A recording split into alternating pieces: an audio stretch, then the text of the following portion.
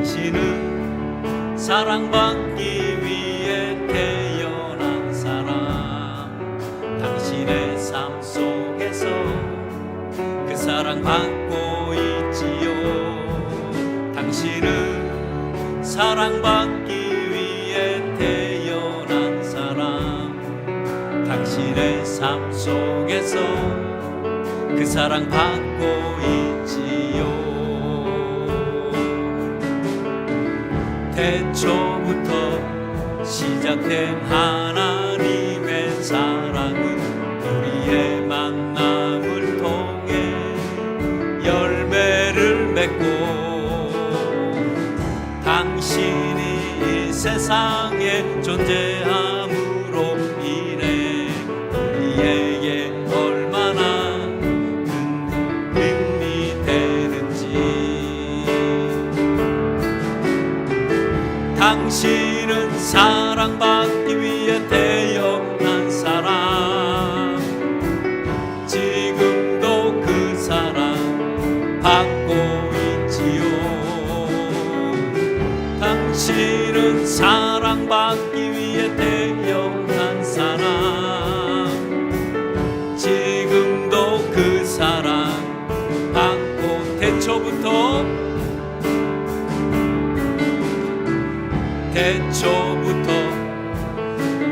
하나님의 사랑은 우리의 만남을 통해 열매를 맺고,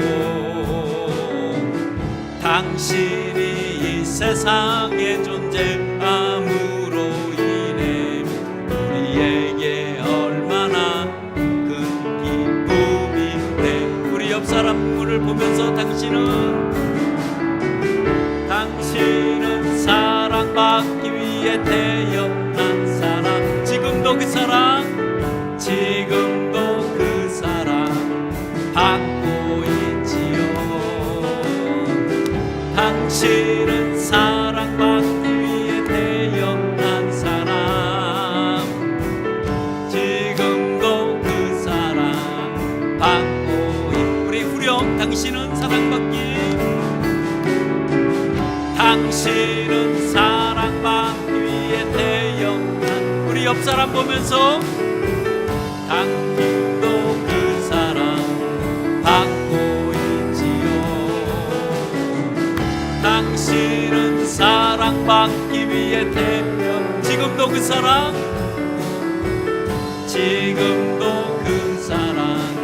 받고 있지요.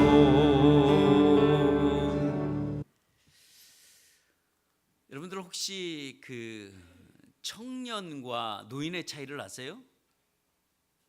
청년과 노인의 차이. 요즘은 청년과 노인과 나이가 상관없습니다. 왜냐하면 요즘은 노인이 청년 같고 또 청년이 노인 같은 경우가 참 많이 있습니다. 예.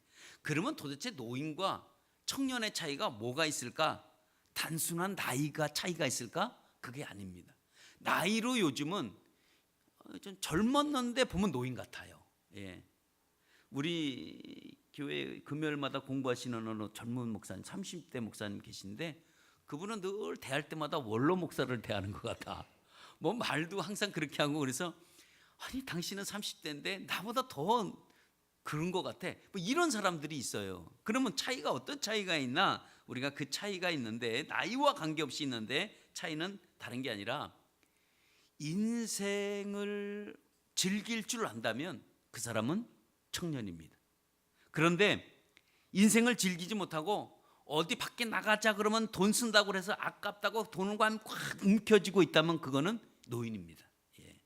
그러나 밖에를 나가서 나도 좀 놀러 가야지 라고 해서 즐길 줄 안다면 그 사람은 청년입니다. 두 번째는 늘 지금도 새로운 아이디어를 찾고 있다면 그 사람은 청년입니다.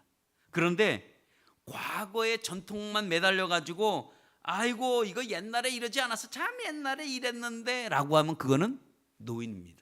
예. 또 하나는 아름다워지려고 계속 지금 노력하고 있다면 그거는 청년입니다.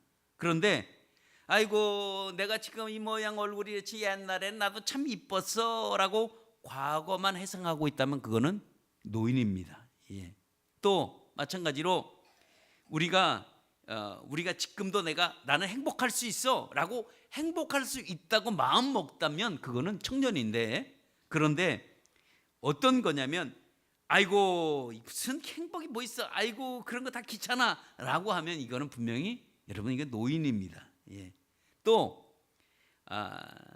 만약에 내가 지금 사랑을 누구에게 줄 안다면 그 사람은 청년입니다. 그런데 받으려고만 하면, 자꾸 사랑을 받으려고만 한다면 그거는 노인입니다. 예. 또 만약에 우리가 지금도 꿈을 아직까지 갖고 있다면 그 사람은 청년인데, 그 꿈을 포기하고 아이고 그냥 오늘만 살아가는 거지 뭐라고 생각하면 이거는 여러분 노인이라는 거예요. 예. 자, 여러분 이걸 보면서 나는 어디에 있는 거예요? 나는 지금 청년입니까? 아니면 노인입니까? 예. 말씀을 안 하시는 거 보니까 다 노인 쪽으로 가 있는 것 같네. 예. 오늘은 우리가 어버이 주일로 우리가 지킵니다. 예. 오늘도 우리가 나를 낳아주시고 길러주신 은혜에 오늘도 우리가 감사하면서 오늘 우리가 예배를 드리는데, 우리 부모님들이 올해 한 해는 또 지금 5월이지만 또 이렇게 다시 이렇게 어버이 주일을 맞이할 때까지 우리 어머니들이 건강하게 사시기를 축원합니다. 예. 하루하루 의원들이 지금 뭐 젊은 분들의 부모님들은 좀 아직도 젊겠지만 또 대부분 나이 드신 부모님들이 계시면 먹는다 그러면 얼마나 드시겠어요. 예. 그러니까 가능하면 좀 맛있는 것도 좀 사드리고, 또 사시는 동안에 행복하게 사시고 좋은 것 보고 좋은 것 드시며 사시기를 축원합니다. 예. 우리 이제 부모의 마음이라고 있습니다. 부모의 마음. 부모의 마음을 어떻게 알 수 있을까? 예.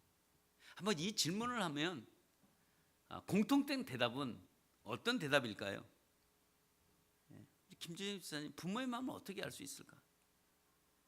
여기 공통된 답이 있습니다. 어떻게 알 수 있을까? 지 새끼나 보면 알아, 이거예요. 예. 자기가 자녀를 낳아보면 분명 안다고 얘기합니다. 예. 그러면서 이제 우리가 이제 자녀를 또 키우잖아요.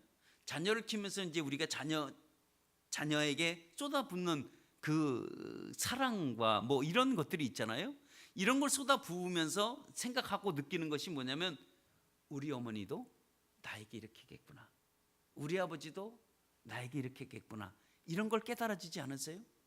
여러분 오늘 표정 보니까 하나도 안 깨달아진 표현 같아요. 예. 이게 나만 깨닫고 있는 거예요. 예. 하여튼 아니면 너무 일찍 일어난 그런가? 예.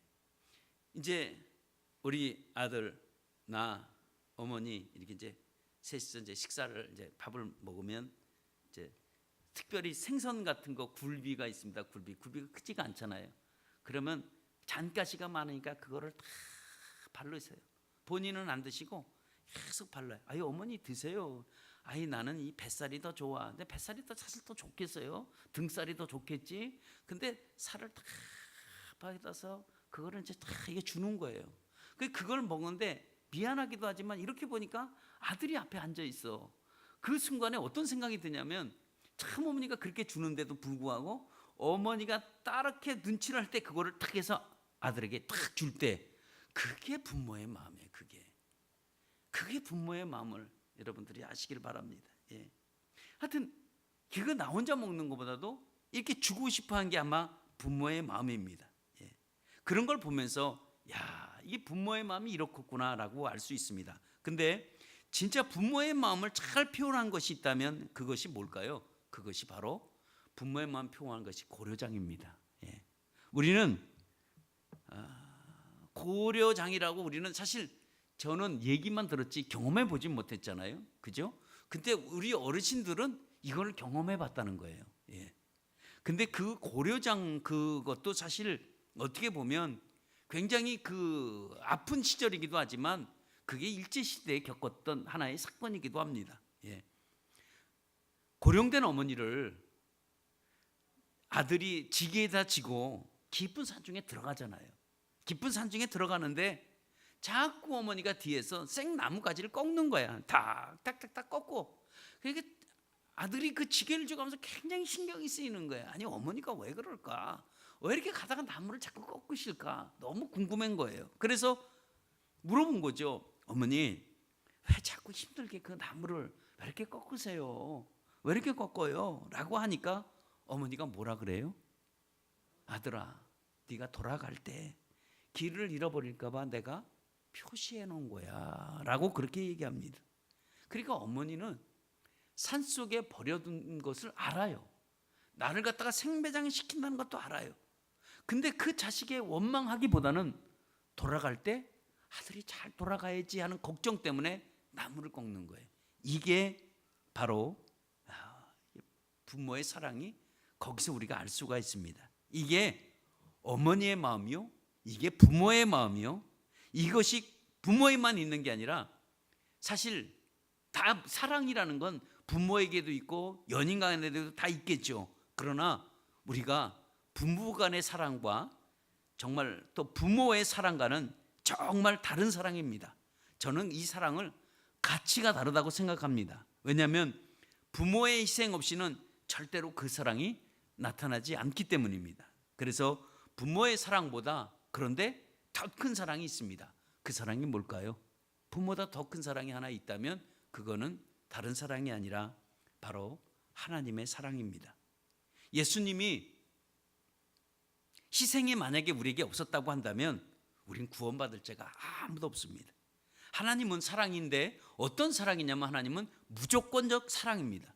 이 무조건적 사랑 때문에 우리에게 다가오셔서 우리에게를 구원에 이루게 해주셨습니다. 그래서 사실 예수님이 죽으시고 십자가에 부활하셔서 가장 먼저 간 곳이 있는데 그 장소가 어디냐면 그 장소가 갈릴리입니다. 주님은 부활하셔서 가장 먼저 간 장소가 갈릴리인데 그 갈릴리의 호숫가에서 일어난 사건을 요한복음 21장에는 너무 잘 소개하고 있습니다. 저는 때때로 그 많은 성경 구절도 있지만 저는 요한복음 21장의 그 구절을 보면서 하나님의 마음을 볼 때가 참 많이 있었습니다. 왜냐하면 제가 어떨 때는 참 그 주님의 위로라고 할까?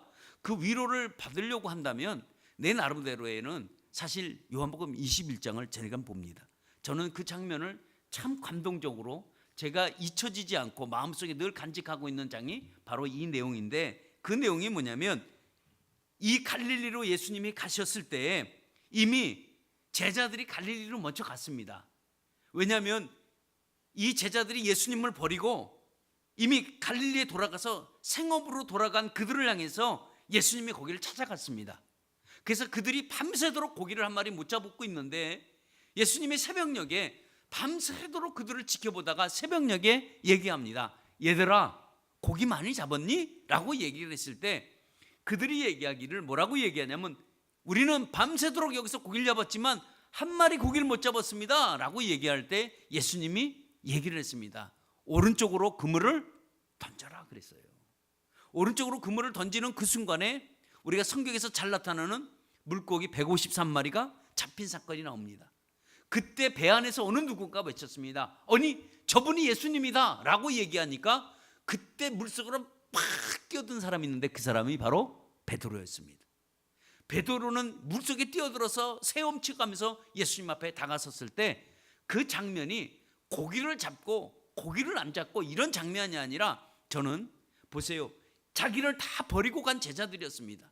근데 버리고 간 제자들을 향해서 주님은 부활하고 나서 그 제자들에게 찾아가서 고기를 잡게 해주고 아침을 숯불을 피워서 야 우리 아침 같이 먹자 그런 장면이 나와요. 그게 뭘까요? 그것은 다른 게 아니라 주님을 버렸지만 그들이 예수님 앞에 절대 버리지 않는다고 호언장담하고 했었지만 사실 그들은 도망간 그들이었거든요. 근데 주님이 그들을 향해서 찾아갔다는 것은 이것은 주님의 사랑의 마음입니다. 이런 사랑의 마음이 없으면 찾아갈 수가 없었죠.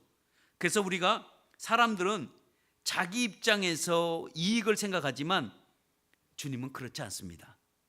주님은 주님의 어떤 이익보다 주님은 우리에게 올 때 항상 사랑으로 다가오는 걸 볼 수 있습니다. 오늘도 성경에서 오늘도 뭘 얘기하고 싶어 하시냐면 성경은 오늘도 이렇게 얘기를 합니다. 뭐라고 얘기를 하냐면 네 부모를 공경하라 이렇게 말해요. 육신의 부모를 공경해라 라는 말씀이 있습니다. 이 말씀은 십계명에 나와요. 예. 그러니까 부모를 공경하지 않으면 하나님을 공경할 수 없다 이런 지론이 나옵니다. 내가 공경하지 않으면, 내가 내 부모를 공경하지 않으면 누가 내 부모를 공경하겠습니까? 그렇죠? 누가 내 부모를 공경하겠냐는 거예요. 만약에 누군가 내 부모를 공경했다고 한다면 그거는 대가성이죠. 왜냐하면 대가를 바라고 그렇게 도와주겠죠. 아니면 봉사 차원이든지. 그러나 생각해 보세요. 따뜻한 밥을 지어주는 게 내가, 자녀가 부모에게 지어주는 밥이 맛있겠어요? 아니면 남이 우리 부모에게 밥을 지어주는 게 더 맛있겠어요? 부모의 입장에서 볼 때, 예? 우리는 아이고 어머니 내가 밥을 짓나 저 사람이 이제 똑같은 거 아니에요? 라고 할지 몰라도 어머니는, 부모님은 그게 다르지. 자식이 밥을 해준 밥이 훨씬 맛있다고 얘기를 하죠. 그러니까 이게 다른 거죠. 남이 해주는 거랑 내가 해주는 거랑 많이 다릅니다. 우리가 남과 내가 부모에게 정성을 쏟는 게 굳이 다른 점이 있다면 마음과 정성은 같을지 몰라도 그 안에 사랑이 있고 사랑이 없는 차이일 수는, 그런 차이는 있을 것입니다. 예. 요즘 나이 든 부모님들이 오늘 요즘 얘기하는 게 뭐냐면 자식들의 눈치를 많이 본다고 그래요. 예. 한 해 두 해를 가면서 이제는 자녀들이 다 시집도 가고 장가도 가잖아요. 그러는데 요즘 부모님들이 오늘 얘기하는 게 뭐냐면 이것은 이제 노인정에서 나온 이제 얘기인데 전에는 안 그랬다는 거예요. 전에는 안 그랬는데 요즘은 참 이상하대요. 요즘은 자녀가 뭐라고 하면 그렇게 요즘 서럽다는 거예요. 이게 양로원에서 나온, 노인정에서 나온 1순위 대답입니다. 가장 서럽다. 자녀가 뭐라 할 때, 자식들이 뭐라 할 때 가장 서럽다는. 그전에는 안 그랬는데 요즘은 그렇게 서럽다 하면서 눈물이 난다고 얘기를 합니다. 예. 자녀들이 아무리 효도한다고 해도 부모의 사랑을 잘 이해하지 못하고 있다가 자녀를 낳고 키워봐야 그때 부모의 사랑을 우리가 이해할 수 있습니다. 오늘 성경의 내용은 어떤 거냐면 자녀들에게 강조를 하는 데 있는데 뭐라고 하냐면 25절에 네 부모를 즐겁게 하고 기쁘게 하라는 거예요. 예. 그러면 우리가 이런, 어떻게 보면 이게 숙제일 수도 있지만 우리가 어떻게 우리가 부모님에게 기쁘고 즐겁게 해야 되느냐, 그것은 부모님의 마음을 아프지 않게 하는 거예요. 예. 슬프게 만들지 않는 겁니다. 그러면 무엇을 해야 우리 부모님들이 기쁘고 즐겁게 하는 거고 어떻게 해야지 우리 부모에게 잘할 수 있는 건가? 그것이 우리가 보면 첫 번째가 이겁니다. 부모의 마음을 가장 아프게 하는 게 뭐냐면 우리 집을 자꾸 다른 집과 환경을 자꾸 비교하는 거예요. 예. 그러니까 마치 자신의 출세가 가정환경 탓으로 얘기를 하는 거죠. 왜냐하면 내가 저 가정에서 살았더라면 내가 이렇게 됐을 텐데 내가 이 가정에서 살아서 이렇게 됐다, 이런 말. 자꾸 다른 가정은 제일 약올른 게 철순의 아버지는 잘해주는데 왜 우리 아버지는 잘 안 해줘요? 이렇게 자꾸 비교하는 거. 이거 비교할 때 부모님들이 가장 가슴이 아프다 그래요. 예. 두 번째 가슴 아픈 건 뭐냐면 부모의 생일은 절대 기억 잘 못해요. 야, 엄마 생일이 다음 달이다 라고 했는데도 알았어 엄마 그래 놓고도 모르는데 남자친구 여자친구는 손꼽아 기다리는 거. 와, 우리 여자친구는 남자친구 생일은 언제지? 이거를 쳐다볼 때 부모의 마음이 굉장히 속상하다 그래요. 저놈의 자식은 말이야 내 생일을 기억하지 못하면서 저렇게 여자친구 생일은 손꼽아 기다리고, 이게 가장 가슴이 아프다 그래요. 세 번째는 어렸을 때는 엄마의 손을 잡지 않으면 아무 곳으로 가지도 않았는데 이제 어느 정도 컸다고 해서 엄마가 손을 잡으려고 하면 막 뿌리치고 걸어갈 때 그때 어머니가 속상하다 그래요. 근데 이런 경우는 남자가 그래, 여자는 안 그래. 남자가 그래, 남자가. 예. 하여튼 남자를 키워본 사람은 아마 알 거예요. 예. 남자가 그래요. 예. 그게 속상하고요.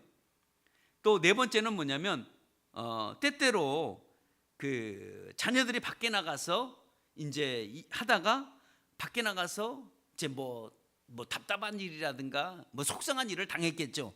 그리고 집에 들어와서 누구한테 분풀이 하냐면 부모에게 분풀이 할 때. 진영 집사님 혹시 그런 적은 없죠?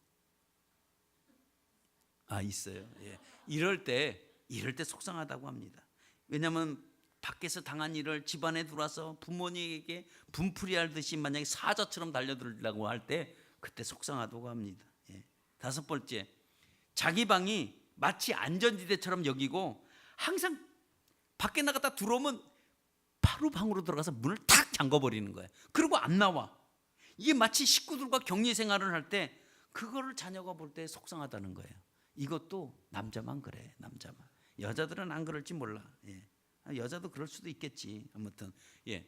여섯 번째는 뭐냐면 여섯 번째는 이런 겁니다. 어머니와 사랑의 대화를 나누고 싶어서 자녀의 방을 들어가면 마치 벌레를 내어쫓듯이 쫓김을 당하고 나올 때 이때 정말 속상하다고 합니다. 예. 이것도 자녀가 커보시면 아마 알 거예요. 예. 일곱 번째는 뭐냐면 친구와 전화할 때 시간 갈 줄 모르고 전화를 하는데 부모하고는 단 한마디 대화를 하지 않으려고 할 때 이때 속상하다고 합니다. 예. 다 이거 공감되는 얘기일 거예요. 예.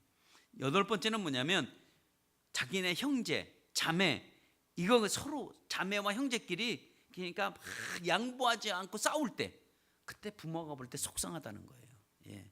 자, 이제 저 리얼하게 들어갑니다. 이제 자, 아홉 번째 뭐냐면 그렇게 많이 하나님의 말씀도 가르치고 신앙 성장하기를 바랬고 자녀들을 위해서 기도하고 하나님 말씀으로 절 주었는데도 불구하고 자녀들이 하나님 말씀을 무시하고 세상에 미친 듯이 살아갈 때 이때 부모의 마음이 속상하다고 그래요. 예. 안 속상해요? 예, 속상하죠. 예. 열 번째는 뭐냐면 주일날이 됐는데 교회 가지 않으려고 할 때 이것도 참 속상하다고 그래요. 야, 교회 가자 하는데 자꾸 다른 곳으로 가려고 할 때 이런 게 사실 지금 소개한 거는 몇 가지 안 되지만 이것 말고도 더 많은 내용이 있을 수 있겠죠. 예. 시골에 사는 시어머니에게 며느리가 핸드폰 하나 선물을 사줬습니다. 예. 그래서 사용 방법을 알려줬습니다. 어머니 핸드폰은 이렇게 걸고 이렇게 겁니다. 문자는 이렇게 하는 거예요. 그럼 문자하는 것도 알려주고 번호 저장은 어떻게 입력하는지 알려줬습니다. 그렇게 다 알려주고 이제 와가지고 며느리가 처음으로 이제 어머니에게 문자를 보냅니다. 어머니 오래오래 사세요라고 문자를 보내고 한다는 것이 문자를 보내고 나니까 어머니 오래오래 사네요라는 걸 문자를 보낸 거예요. 예? 시어머니와 한동안 대화가 끊어졌습니다. 아니 핸드폰 사주지나 말지. 핸드폰 사줘서 첫 번째 문자가 어머니 너무너무 오래 사네요 라고 문자를 보내니까 며느리가 사과를 어떻게 해야 되는지 이게 안 된다는 거예요. 해결이 안 되는 거예요. 예. 여러분 사실 부모님들은 말 하나 잘못해도 굉장히 섭섭해합니다. 그게 트집 한번 잡히면 적어도 1년은 가요. 1년은. 그러니까 우리가 그 말 한마디라도 참 잘해야 돼. 받침 하나 틀린 것이 나이든 부모에게는 엄청나게 섭섭하게 만듭니다. 예. 그러니까 우리가 생각하는 부모의 즐거움과 기쁨은 우리는 너무 어렵게 여길 때가 많아요. 예. 너무 어렵죠. 그렇게 생각 들죠. 부모를 기쁘게 하고 부모를 즐겁게 한다는 게 너무 어렵죠. 안 어렵나요? 어렵나요?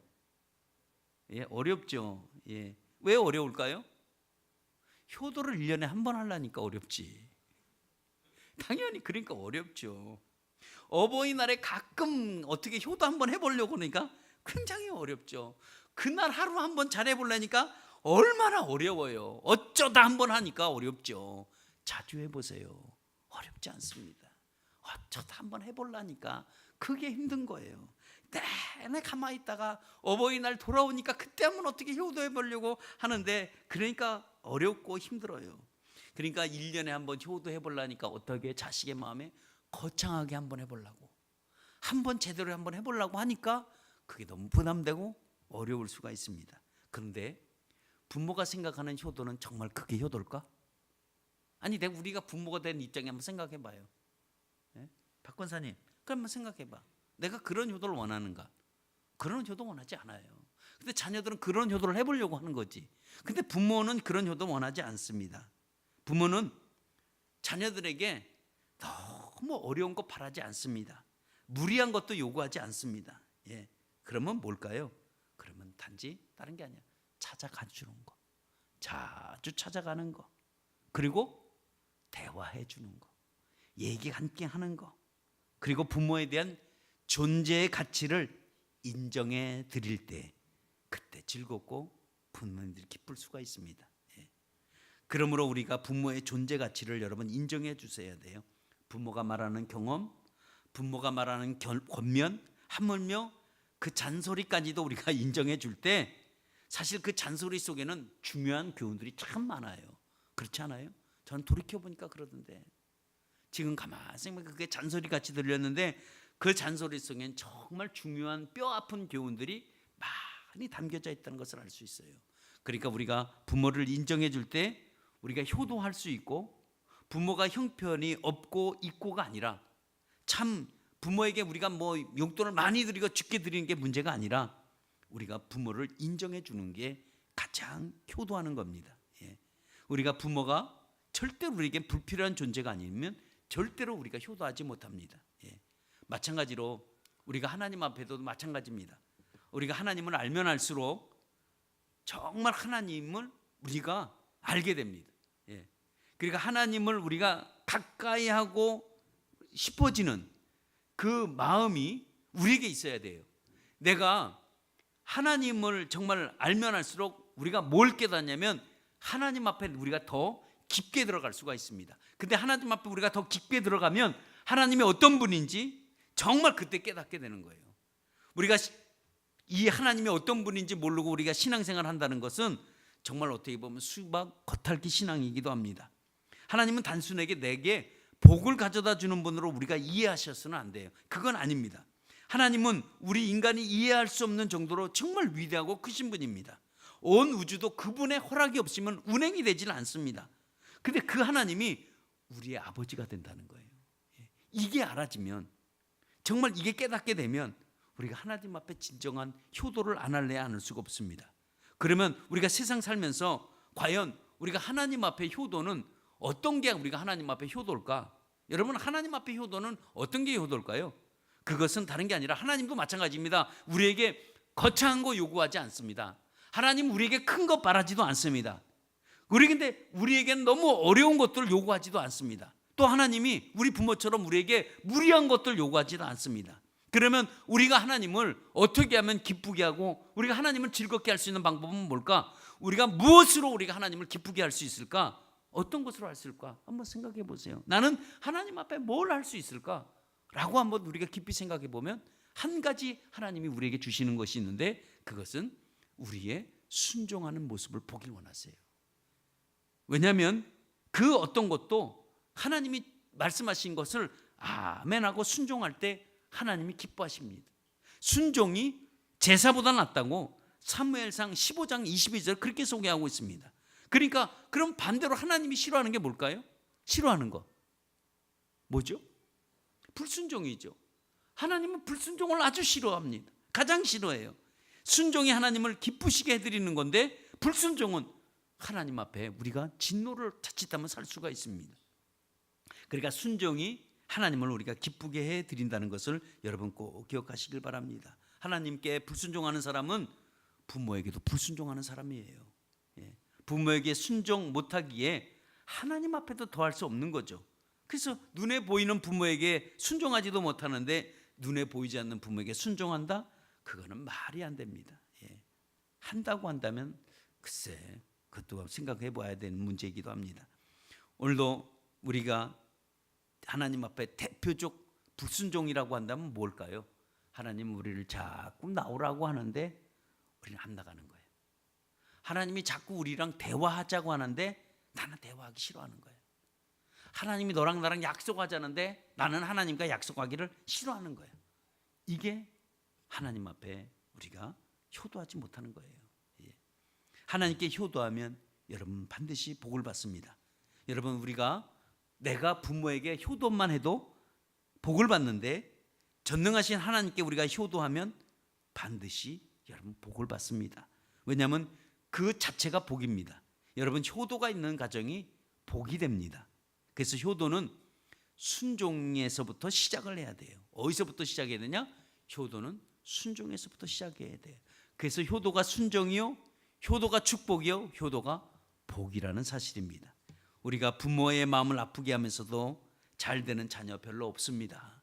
하나님 앞에 불순종하고 사는 사람들, 여러분 그렇게 복을 받지 못합니다. 성경은 분명히 강조합니다. 내 부모를 즐겁게 해라 라고 얘기합니다. 기쁘시게 해라. 왜냐하면 효도는 문화의 유산이 아닙니다.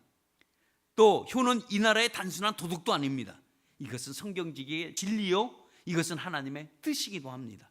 여러분 세상이 아무리 변해도 원리와 진리는 절대로 변하지 않는 것이 있다면 그게 하나님 말씀인데, 하나님 말씀은 오늘도 우리에게 얘기하는 건 너희는 네 부모를 즐겁게 하고 기쁘게 하라는 거예요. 예. 보육원에 버려진 두 남매가 있었습니다. 이 보육원에 버려진 이 두 남매에게는 아버지가 있다는 사실을 깨달았습니다. 근데 이 아버지가 있다는 이 사실을 깨닫고 나니까 그 아버지에게 원망이 되는 거예요. 왜 아버지는 우리를 여기다 버려두고 왜 우리를 안 찾아오지? 왜 우리를 버려둔 거지? 원망하며 살았습니다. 이 남매는 커가면서부터 원망이 아주 굉장히 컸습니다. 그런데 이 남매들이 커서 나중에 아버지를 만났습니다. 아버지를 만났는데 아버지의 얼굴 보니까 아버지의 얼굴이 너무 심한 화상을 입었어요. 보기조차도 끔찍할 수 있도록 아버지의 얼굴이 화상을 입었습니다. 그래서 아버지가 그 화상을 입은 그 얼굴을 보고 난 이후에는 기겁을 하고 아버지를 한 번도 만나질 않았습니다. 근데 나중에 아버지가 이 돌아가셨다는 얘기를 듣고 마지못해 장례식장을 손님처럼 찾아갔습니다. 그리고 아버지의 유언을 남겼다고 얘는 보았더니 아버지가 어떤 유언을 남겼냐면 화장은 절대 금지다라고 얘기를 했습니다. 근데 남매들은 그냥 화장을 시켜버리고 말았습니다. 그리고 아버지의 물품을 정리하다가 노트 한 권을 발견합니다. 노트 한 권을 발견했는데 그 노트에는 어떤 글이 써 있었냐면 이렇게 써 있습니다. 아버지가 남매를 구출하다가 화상을 입은 내용이 글에 써 있었습니다. 집이 불에 났을 때 아버지는 소방대원의 만류에도 불구하고 들어가지 말라고 하는데도 아버지는 그 불 속에 뛰어들어가서 남매를 구하고 아내는 미처 구하지 못하고 그냥 잃고 말았습니다. 그래서 노트 말미에는 이런 글이 써 있었습니다. 어떤 글이 있었냐면 이런 글이었습니다. 보고 싶구나 내 아이들아, 미안하구나 라고 시작합니다. 내가 너희들을 구하다가 엄마를 미처 구하지 못한 것이 목이 메는구나. 내 한 가지 부탁이 있다. 내가 죽거든 절대 화장하지 말라다오. 나는 불이 너무 싫단다. 날마다 불에 타는 무서운 꿈에 시달려 30년을 넘게 살았구나 라는 그 글을 읽게 됐습니다. 남매는 그 자리에서 주저앉고 땅을 쳤습니다. 이미 아버지는 한 줌의 재가 되었습니다. 여러분, 아버지의 진정한 사랑을 자녀들은 정말 모릅니다. 자기 자녀를 살리기 위해서 인생을 바쳤던 사랑은 바로 하나님의 사랑이요, 아버지가 자녀의 무한정 베풀어진 그리스도의 사랑입니다. 우리 시간이 늦지만 우리 동영상 하나 보도록 하겠습니다. 오늘 제목을 이렇게 생각해봤습니다. 이 세상에서 가장 아름다운 영어 단어는 무엇입니까? Beautiful. 혹시 아십니까? Love. 제가 말씀드릴게요. 가장 아름다운 영어 단어가 마더, 어머니입니다. 이것이 이 세상 가장 아름다운 영어 단어로 앙케이트 조사가 되었습니다. 두 번째 가장 아름다운 영어 단어가 father 같으면 얼마나 좋겠습니까? father 아니고 patient, 열정, 정열. 열정, 정열. 세 번째 가장 아름다운 영어 단어가 father 같으면 얼마나 좋겠습니까? smile, smile. 네 번째 가장 아름다운 영어 단어가 father 같으면 얼마나 좋겠습니까? 아, 야, 아빠는 이거 아까 말한 love, 사랑입니다. 또 안 나와. 아빠는 언제 나오는 여러분 놀라지 마십시오. 5번에도 아버지가 없었습니다. 10번째도 father가 없었습니다. 더 놀라지 마십시오. 70번에 가도 father가 없었습니다. 그래 때려치워버렸습니다. 우리 아버지들은 충격인데. 죽읍시다. 조형기 죽읍시다. 충격이네. 고수님들 죽읍시다. 여자 빼고는. 여러분요, 저는 1945년 해방동입니다. 우리 누나 둘하고 저하고 일본에서 태어났습니다. 일본 어디서 태어났냐면 여러분 히로시마 아시죠? 원자 폭탄들 히로시마. 태어났는데 미국 폭격이 와서 폭탄을 내려버려. 아침 식사하다가 아버님이 놀라서 숟가락을 놓고 탁 튀었습니다. 튀면서 돌아보면서 어머님 보고 빨리 따라오라. 그때 그 당시에 저는 어머니 뱃속에 있었습니다. 9개월 때 있었습니다. 큰 누나 4살, 둘째는 2살인데 돌아보는 순간 깜짝 놀랐습니다. 우리 어머님이 큰 무거운 몸을 이끌고 우리 누나들을 뒤치는 거예요. 아버님 튀어달라고. 혼자 튀어달라고.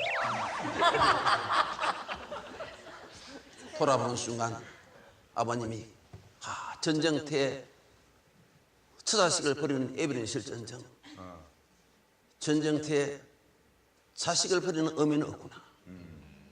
앞으로 폭격이 떨어지면 다시 남달아나야지.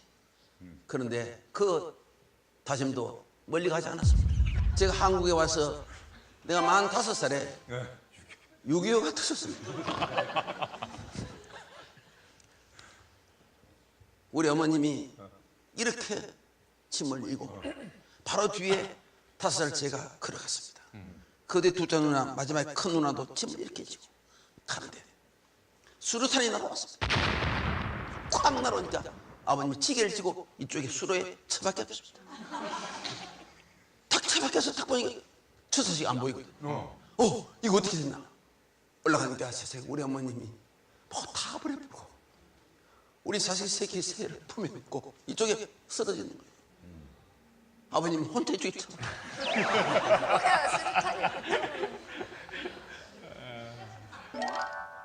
위급한 상황이 벌어지면 엄마는 자기 몸은 보이지 않습니다. 옛날에 제 돌때쯤 되어서는 홍역이 아주 심했습니다. 저도 병에 걸려서 죽게 되었습니다. 거의 완전히 죽었습니다. 우리 아버님은 찌개를 지고 삽을 가지고 저를 산에 파묻기 위해서 마루에 앉으셨습니다. 우리 아버님은 밤새 끝을 품에 안고 있었습니다. 아버님이 가마니를 가져와서 나를 둘 말아가지고 이제 산을 가기 위해서 문을 탁 내면서 아버님이 죽은 자식 품에 안아서 못하느냐 빨리 내놔. 부모 앞에 죽는 자식은 자식도 아니야. 근데 우리 어머님은 그를 품에 탁 안고 울부짖으면서 이렇게 하더라고요. 하나님이 살아계시다면 내 아들을 살려주십시오. 그러면서 마지막 가는 그 길을 자식을 보내기 위해서 혀를 가지고 내 얼굴을 참 하더라고요. 그 내 얼굴에 종기가 나서 고름이 났는데 그걸 우리 어머님이 계속 하는 거예요. 근데 여러분 세상에 이게 웬일입니까? 제 갑자기 얼굴에 생기가 돌아오더래요. 손가락을 움직이기 시작하더래요. 그래서 제가 살았습니다. 그래서 이거 살아서 이거 써 있잖아. 어머님이 자식에 대한 그 가슴 뜨거운 그 사랑, 주가는 생명을 살리신 것입니다. 어머님의 사랑에는 바로 기적이 일으켜요. 부모님을 사랑할 때 고맙게 전하십시오. 저는요, 우리 어머님 평생 안 죽는 줄 알았어요. 나와 같이 평생까지 살 줄 알았는데 어느 날 홀연히 떠나시더라고요. 오늘 이별에 대해서 지금 이 방금 말을 여러분 이별을 계속 많이 느꼈을 겁니다. 이별 중에 눈물이 가장 많은 것은 어머님을 떠나볼 때입니다. 자식을 떠나볼 때는 상처가 너무 커서 눈물이 나지 않습니다. 그래서 여러분 부모님을 살아계실 때 부모 자식 간에 따뜻한 사랑을 원 없이 나누시기를 바랍니다. 감사해요.